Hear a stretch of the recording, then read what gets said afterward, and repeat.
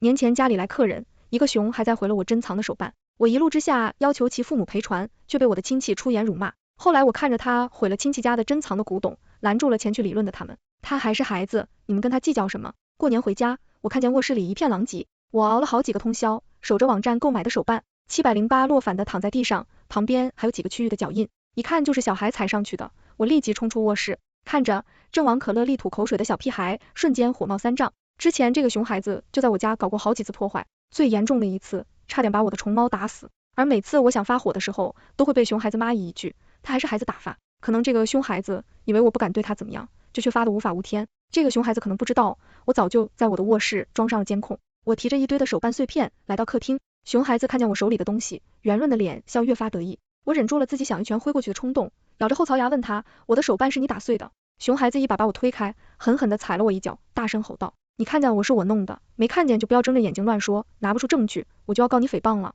我气不打一处来，扔下手上的碎片就揪起了熊孩子的衣领。我还没有动手，熊孩子的妈就冲出来，一把推开了我，她嘴里好叫着我虐待童，甩了我一巴掌。我瞬间气血上涌，一脚踹翻了旁边的凳子。我还没怎么样，熊孩子的妈就一屁股坐在地上，开始哭天喊地，还有没有王法了？李老师一家看不起穷人，殴打我家小孩了。左邻右舍的邻居都冲出来看热闹。过年期间，楼道里站满了人，一时间我的愤怒值达到了顶峰。这个熊孩子妈向来蛮不讲理，因为跟我家沾亲带故，没少来我家占便宜。家里人都因为那两位弱的亲戚关系，一忍再忍，不想撕破脸面，但我从来不在意。我看着楼道里的人群，直接打开手机开启了直播，还把自己直播的房间号进行大声宣读。瞬时间，我的直播间里就建了不少人，弹幕更是一条接一条，走过亲戚还能有热闹看，真好。这是在干嘛呀？地下那是啥？地下那堆碎片，绝版手办，谁搞的？我要杀了他！我扫过快速流动的弹幕，将手机的摄像头对准了熊孩子的妈。他坐在地上看着我，拿手机对着他，顺手就拉住了我的胳膊。在和他拉扯的过程中，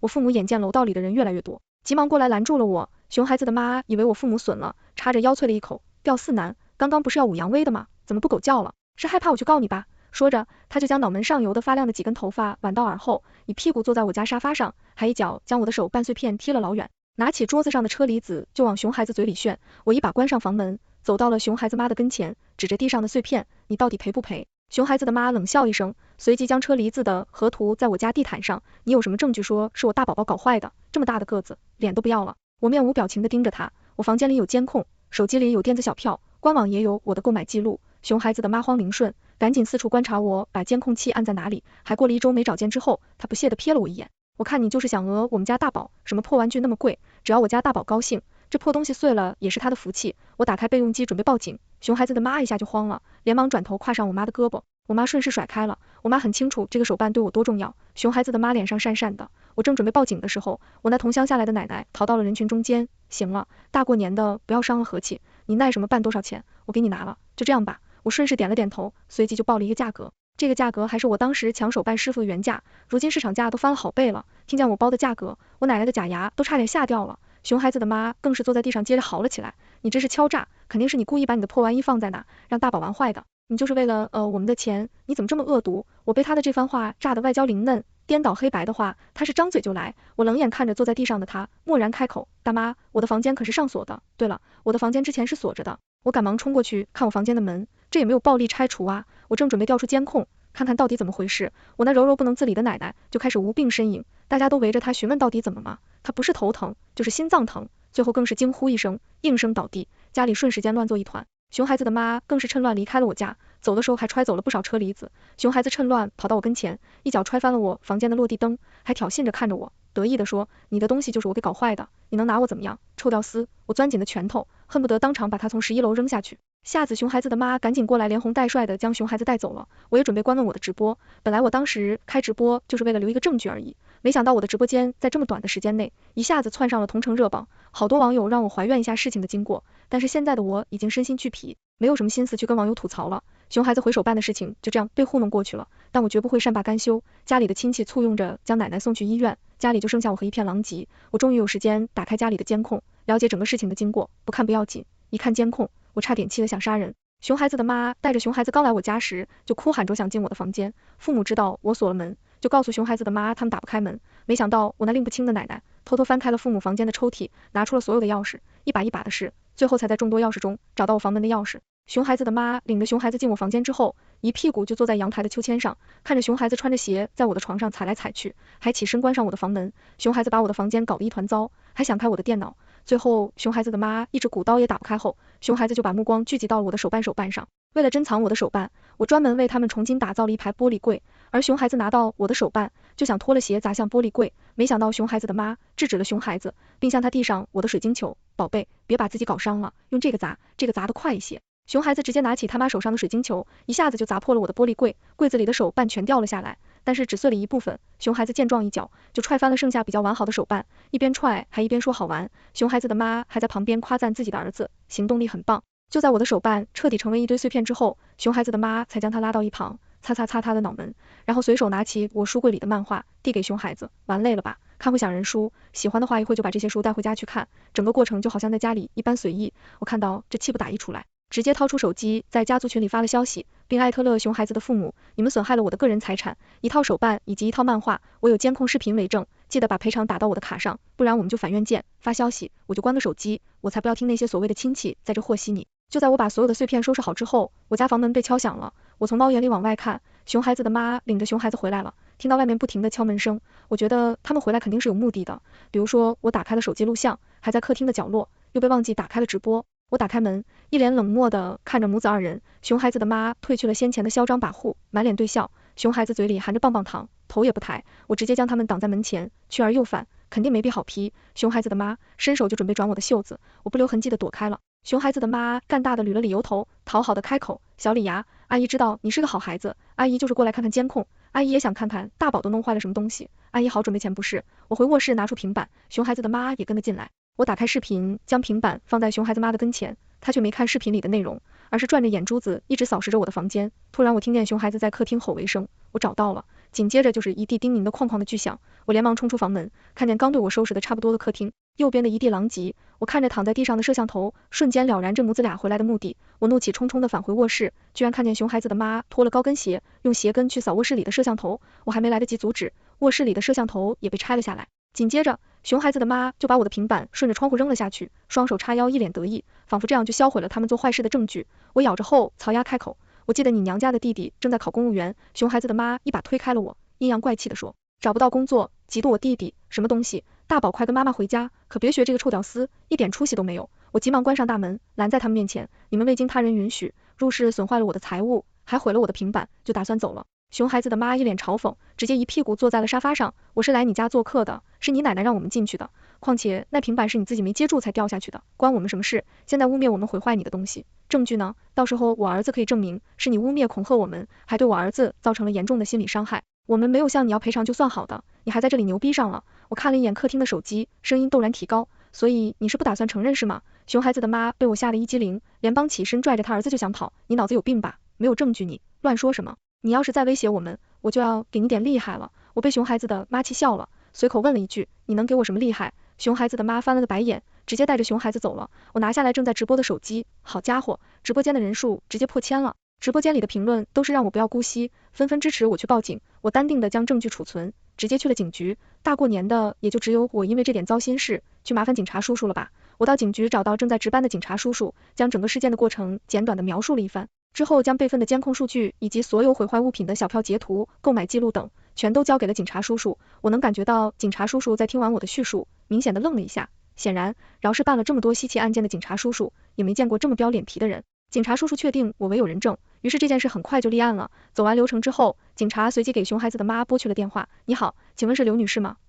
你谁呀？我是派出所的警官，我姓张，你现在涉嫌一桩入室毁坏他人财物，结合超过8万元的案子，需要前来派出所协助调查。8万？你咋不说1个亿呢？傻逼玩意，骗人骗到冷凉头上，真是活够了。刘女士，你先冷静一下，我真的是派出所。警察的话还没说完，熊孩子的妈就挂断了电话，剩下我和我警察大眼瞪小眼。鉴于熊孩子的妈不愿配合，警察就想去他家把他带来警局。我本来也想去，但是突然接到了我爸打来的电话，说我奶的病重，让我先去医院。没办法，我只能先将这件事交给警察叔叔，赶忙往医院跑。没想到我刚到医院就遭到了家里7大姑8大姨的威胁。小李啊，这点小事就不要和你阿姨一家计较了，大过年的和气生财嘛，就是别和小孩子一般见识，大过年的就算了。我黑着脸一言不发。冷眼看着这些烦人的亲戚，七嘴八舌的各种和稀泥，我还没开口跟他们理论，躺在病床上装病的奶奶就开口了，细细，看着奶奶身体不好，还需要你阿姨照顾的份上，你就别和他们计较了。我冷笑一声，讽刺的说道，奶奶，我卧室的门可是你打开的，我这还没跟你掰成，你就开始护着外人了。话一出口，本来还想说点什么的奶奶，瞬间就捏了，可我的这帮亲戚，一个两个的可都不是省油的灯，他们将我软硬不吃，纷纷开始调转矛头，将指责对象指向我父母。淑秀啊，你们家西西可被你们惯的可以啊，一点好来话都听不出来，就是大过年的，不就是一个玩具吗？坏了不就坏了，这么上纲上线的是想干什么？大宝还是个孩子，亏你们俩都是老师，就是这么教练孩子的。我眼看我妈被欺负，瞬间就吼了出来，要我不计较也行，我的东西总共价值8万，一个绝版手办，一套收藏漫画，一个平板，还有2个监控，你们谁替他们赔一下，现金和实物我都接受，只要赔偿到了，我就不计较。话音落地，屋子里没有一个人出声，刚刚还一整延迟的亲戚们，瞬间都如鹌鹑一样，缩着脖子不敢说话。就在我准备去派出所看一下事情的发展进度时，熊孩子的妈冲进了病房，她一把拽住了我的袖子，直接把我拽了一个踉跄，一个丑屌丝，老娘分明砸你的摄像筒，你居然敢备份，你就是存心报复我家大宝，你就是见我们孤儿寡母好欺负，我不管，你快去派出所给我销案，不然，我冷漠的看着他撒泼，心里毫无波澜，不然你怎样？熊孩子的妈见我不为所动，当即跑过去跪在地上，拽住了我奶奶的手，婆婆，你可要为我做主啊，大宝都被他吓出病了。奶奶还想说些什么，但是看着面色发沉的我，怯懦的不敢张口，病房里的亲戚也没有一个人敢出口帮他。见状，他又准备用他撒泼上吊那一套，我当即开口，你要想耍赖，我就报警。事情一下子就僵住了。就在这时，我的好奶奶又适时的晕过去了，病房里瞬间乱成一团。熊孩子的妈也顺势进入了照顾奶奶的行列，最后由于我那好奶奶的插手，加上我爸妈夹杂在中间的尴尬，这件事的结果就是熊孩子的妈赔了我1万块钱，自以为就这样私了，但是那1万块我并没有收，因为在我这里，他一把拽住了我的袖子，直接把我拽了一个踉跄，一个丑屌丝，老娘分明砸你的摄像筒，你居然敢备份，你就是存心报复我家大宝，你就是见我们孤儿寡母好欺负，我不管，你快去派出所给我销案，不然，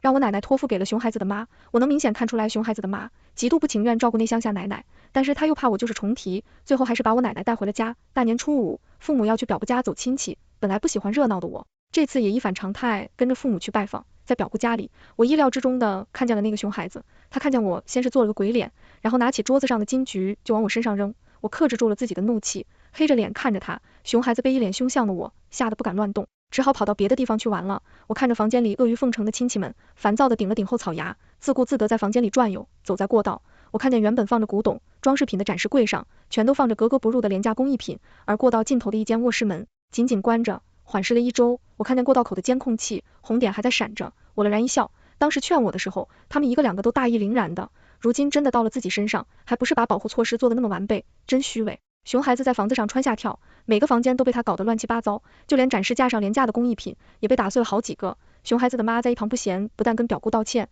真对不住了他大姑。大宝这个年纪就是有点淘气，真是不好意思，当着那么多亲戚的面，表姑也不好意思发火，只能勉强的客套，没事，小孩在玩心动中，等他大一些就好了。我看见表姑气的脸都拉下来了，但还是维持着表面关系，忍不住扑哧一声笑了出来。表姑看见我在笑，本来就难看的脸色更沉了，这么精彩的画面，我怎么能一个人独享？比如说，我赶忙打开了直播，之前手办的事，我放过了熊孩子，在网上被骂惨了，我自己也是有苦说不出，如今这么好看的热闹，当然要一起分享。我打开直播的时候，本来涌进了好多人进来骂我，但是经过我的解释，又都开始看起热闹来。我以为主播就是软柿子，没想到是硼砂敬佩，这小孩真欠揍，把家里造成这样了，都没人出来讲道理，真牛。自己家的孩子自己不教育，以后有的是人替他教育。直播间里的弹幕一条接着一条，我偶尔也打字和直播间的观众能互动一下。直播间里熊孩子的话题逐渐火热，基本每个人都碰到过不懂事的熊孩子。就在我正津津有味和观众的聊天时，事情的高潮终于朝我预想的方向开始发展。熊孩子终于看见了那个被锁住的卧室，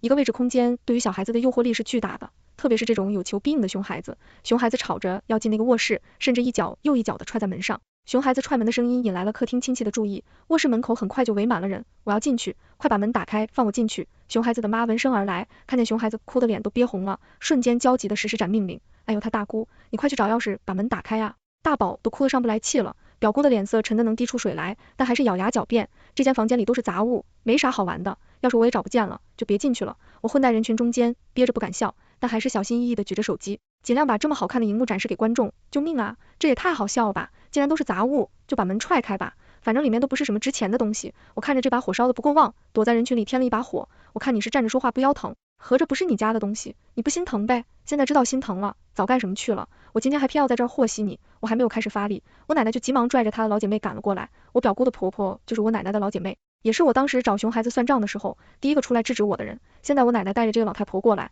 事情肯定就更精彩了。果不其然，就在表姑跟熊孩子的妈对峙的时候，房门对表姑的婆婆悄然打开了，本来门只开了一小缝，但是眼尖的我瞬间就佯装惊叹的叫出声来，哇哦，好漂亮啊！伴随着我夸张的演技，熊孩子的注意力也被吸引过去。只见房门紧锁的房间里有许多价格昂贵的器皿，甚至还有一个一看就价格不菲的花瓶。表姑看见房门被打开了，也顾不上跟熊孩子的妈掰成了，赶忙过去挡在房间门口。熊孩子刚进去没2步，就被表姑一把薅了出来。熊孩子还想硬闯，但是却被表姑死死揪着衣领子，怎么撒泼表姑都不放手。熊孩子当即就开始嚎啕大哭，粗犷的嗓子仿佛充毛病的拖拉机。熊孩子的妈眼看自己的孩子被别人揪着衣领子，脸颊蛀得通红，都快上不来气了，瞬间如炸了毛的狮子一般，一把拽住了表姑的胳膊。我说，你们怎么锁着这家卧室？原来把好东西都藏在这里了，怎么着，把我们大宝当贼房是吧？我们家大宝那么可爱，谁见了不是喜欢的不行，你们这么做对大宝造成心理伤害怎么办？你们怎么赔？我已经了解了熊孩子妈颠倒黑白的能力，所以这番话出口的时候我并没有太大的情绪起伏，但是这番受害者有罪论给惊呆了。我不咸不淡的让直播间的观众淡定，毕竟他们一会儿看见的场面会更加的毁三观。表姑被熊孩子的妈对得说不出话来，直接甩开熊孩子去关卧室的门，没想到熊孩子直接趁着被放开的间隙，一下就窜进了门缝中，准备进去挽表姑手上的力道，一下子没收住，直接关门夹到了熊孩子的手臂。这下可倒好，熊孩子又开始鬼哭狼嚎，熊孩子的妈直接将手里的瓜子扔下一地，好奇表姑的头发就往表姑脸上倒，表姑也不是好欺负的主，直接照着熊孩子妈的脸不停的扇巴掌，场面瞬间乱成一团。我直播间的人数也蹭蹭的往上涨，就在我们看热闹看得正欢，熊孩子突然趁乱跑进了房间，拿起房间里的东西就往地上摔，一边摔嘴里牌一边嘟囔着，老巫婆，我让你欺负我都给你摔碎。随着一阵叮铃哐啷的巨响，表姑赶忙往房间里跑，我也赶紧举着手机跑过去，让众多网友吃第一手瓜。只见刚刚还堆满奇珍异宝的房间变得一片狼藉，就连最坚硬的铁器都被熊孩子使劲砸出了凹痕。我不禁感叹熊孩子强大的破坏力。表姑看见凌乱不堪的房间，一个器械上冲，直接直愣愣地栽倒在地。熊孩子的妈被吓得一激灵，赶忙牵着熊孩子的手准奔跑，亲戚们赶忙去给表姑掐人中，剩下的人手忙脚乱的拨打120。没想到熊孩子的妈居然没有直接离开，而是拽着自己宝贝儿子的手环视着客厅和过道。熊孩子的妈这番操作直接把直播间里的观众给看傻了，而我却知道他正在找监控，看来他这次学聪明了。不过他还是没有发现我已经将发生的过程全都记录下来了。果然在熊孩子的妈还射了几圈之后，他终于找到了按在角落里的监控，只见他俯身在熊孩子的耳边不知道说了些什么，他们母子俩便开始分头行动。熊孩子用烟灰缸往监控的方向砸了几次，才将角落里的监控砸落，而熊孩子的妈直接在卫生间拿出了拖把，2下就把监控器搞坏了。他们的行动太统一，我都来不及转镜头，只能一边直播熊孩子妈的行为，一边向直播间的观众描述熊孩子在干嘛。谋斯俩行云流水的将摄像头搞坏之后，大手牵小手的扬长而去。就在谋斯俩走了不久，120也赶到将表姑拉走了，这场道具也落幕了。我又跟直播间的观众聊了几句之后，也准备下播了。不过我也答应了直播间的观众，即使为他们跟进后续，表姑还在医院抢救，表姑的孩子全都围在医院。了解了事情的来龙去脉之后，表姑的大儿子就想冲到熊孩子的家里论，但却被我奶奶拦下了，要阻啊，大宝也不是故意的，你们还是先抢救你妈吧。你谁呀？你凭啥拦我？你跟他贱人是一伙的。表姑的儿子可没我这么好说话，而且他的头也很够，直接把我奶奶吓得差点心脏病复发。表姑的婆婆自知做错了事，守在表姑的病床前不敢说话，奶奶眼看难不住，嘴唇哆得嗦嗦的嘀咕着，可是身体却诚实的闪到了一边，还是得我来。哎，一群欺碗怕硬的人，我直接挺身上前，拦住了表姑儿子的去路。表哥，还是算了吧，大宝还是个孩子，你们跟他计较什么？看见我前来阻拦，表哥直接扔起了拳头，我可不怕他，我直接平时视着他，嘴角微微勾起，表哥的拳头终究还是没有落下，不过他仍然不服气。奶奶眼看我站出来喂他说话，赶忙迈着称赏微微的步伐上前准备抓我的胳膊，我不耐烦的躲开了。奶奶脸色瞬间一沉，不是我说，淑芬啊，你们平常是怎么教育的孩子？就是这么对待长辈的。本来我爸因为家里有事就没来，我奶奶现在又开始针对我妈，直接不耐烦的开口，要么你来说。我奶奶以为我妈会帮她教训我，没想到我妈翻了白眼，冷声开口，是我们不会教育，红龙会教育，都把丽蓉气进医院了。不得不说，我妈是会异样怪气的。我妈也出口，瞬间把我奶奶对的哑口无言，还是表姐比较了解我，知道平易近人的，我不会平白无故变得这么咄咄逼人，于是赶忙拦住表哥，并询问我帮熊海蒂家的原因。于是我将之前熊海蒂看回我手办，还砸我家的时候，一五一十的跟大家解释清楚。就算这样，依旧还是有一些看不过去的亲戚出言讽刺，不就是个玩具，还这么斤斤计较，大宝还是个孩子，小李当时要是没有咄咄逼人，大宝妈就不会砸人家房子了，就是真是个小心眼，这有什么好说的？没想到凶孩子已经接连闯下了这么多事，还有人认为没必要跟小孩子计较。不光是我，医院里好多医生护士都惊呆了。我正准备回队，就看见本来就脸色不好的表哥，先我一步走到了那些讨厌的亲戚面前。表哥个子很高，站在那些亲戚面前，极具压迫感。本来还有恃无恐的亲戚们，瞬间吓得像个鹌鹑一个两个的瑟瑟发抖，话都说不利索。你想干嘛？实话还不让人说，大过年的你还想忤逆长辈吗？我看见表哥逐渐攥紧的拳头，还是没忍住上前劝阻，毕竟我们是成年人了，一时冲动，最后还是要付出代价。表哥表姐听了我的阐述，以及亲戚们七嘴八舌的道德绑架，不停的表姑的所作所为道歉，看着窘迫蛋急去诚意的表哥表姐，我实在不知道表哥那样的人是怎么教出这么好的孩子们的。就在现场僵持不下的时候，表哥8岁的小儿子从人群中冲了出来，只见他一把抢过刚刚讽刺我们的那个亲戚的手机，用力的摔在地上，本来完好的手机瞬间被甩得4分5裂，那个亲戚一时间就叫嚷起来，你怎么这么混蛋，知道老子的手机多贵吗？你还有没有点教养？我还是个孩子，你的手机又不贵，你再买一个就是了。表哥的孩子用智能的语气回答气急败坏的亲戚，场面着实有些极度协调的滑稽。大过年的，你和小孩子计较什么？喜庆的日子就别这么多都逼人了。我把表哥的儿子护在身后，学着他们阴阳怪气的语调反击，你算什么东西？你知道那个手机多贵吗？他一番话直接跌整笑了，板子打到他身上知道痛了，早干什么去了？您刚刚还说不要斤斤计较，难不成您只是想到的绑架我们，自己做个老好人？难不成大宝跟你们家缘分匪浅？我跟表哥表姐齐齐上阵。对了，那帮无理占3分的亲戚脸红脖子粗的，最后的结果就是这些亲戚不欢而散，医院里只剩下我们一家和表姑一家了。我怕我妈先回去收拾家里，自己则留下来和表哥商量对策。我奶奶本来想撺掇着表姑的婆婆闹事，但是表姑的婆婆眼看我们几个年轻人戾气就很重，根本不敢在我们面前搞事情，于是我奶奶只能悻悻的准备离开。我灵眨一动，赶忙大声对表哥说，医院事情这么多，我们还是忙完再去报警吧。表哥一脸懵逼的看着我，愣愣的应了个声。我以为熊孩子的妈顶多带着熊孩子来医院闹一下，没想到他居然做出了那么令人后怕的事。我确认我奶奶听见我的话之后，赶紧和表哥表姐商量，那小屁孩的妈肯定不会善罢甘休，表姐回去守着家，表哥好好守着医院，记得拿手机录像保留证据。表哥表姐听我的建议，赶忙兵分2路守着凶孩子的妈。就在我晚上准备对这一系列事情复盘时，表哥的电话就打过来，他让我直接带着手上所有证据去派出所找他。于是我赶紧带着手机和 U 盘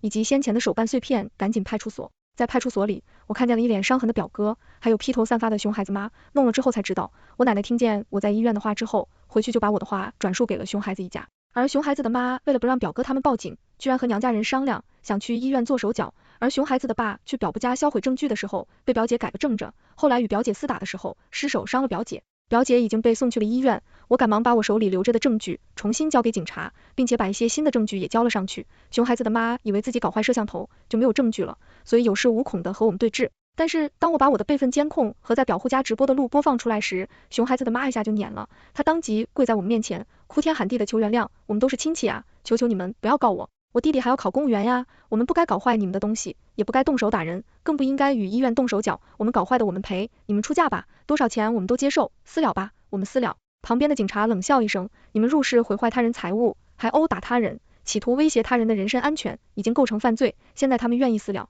这个事情他们说都不算了。闻言，熊孩子的妈直接瘫软在地，久久没有起身。最后，表骨过了一段时间才苏醒，但是医生说，由于表骨气急攻心，又发了脑梗，可能后半辈子要在轮椅上裹了。而当初为熊孩子说过话的那些亲戚，由于帮不了熊孩子家的忙，都被熊孩子一家或多或少的报复了一番，最后居然全都支持严惩他们一家。熊孩子一家的案件开庭的这天，我退出了网络直播，并注销了直播账号。熊孩子的爸妈因蓄意毁坏证据，且毁坏劲儿较大，还殴打他人致重伤，伤害他人行为恶劣，数罪并罚。熊孩子爸被判有期徒刑12年，熊孩子妈被判有期徒刑8年。而因为熊孩子妈的所作所为，导致他娘家的弟弟不能考公，于是熊孩子的娘家也和熊孩子的妈断绝关系，没有人管这个熊孩子，这个熊孩子就被送往了福利院。后来我才知道，我奶奶之前因为熊孩子的妈许诺要将熊孩子继承给他乡下的小儿子，才与他妈关系那么好。而我爸爸不是奶奶的亲儿子，我爸知道这个消息的时候难过了很久，他早就知道自己不是亲生的，但是他以为只要对奶奶好一些，奶奶就会顾念这份亲情。但是仅此一时，我爸将奶奶送回了乡下，只是每月还是按时给奶奶打生活费。我对这个结果还是很开心的，毕竟只有我们这个小家过得好才是最重要的。现在我家彻底断了和这些所谓的亲戚之间的关系，以后逢年过节就再也没有人催婚了，全都完结。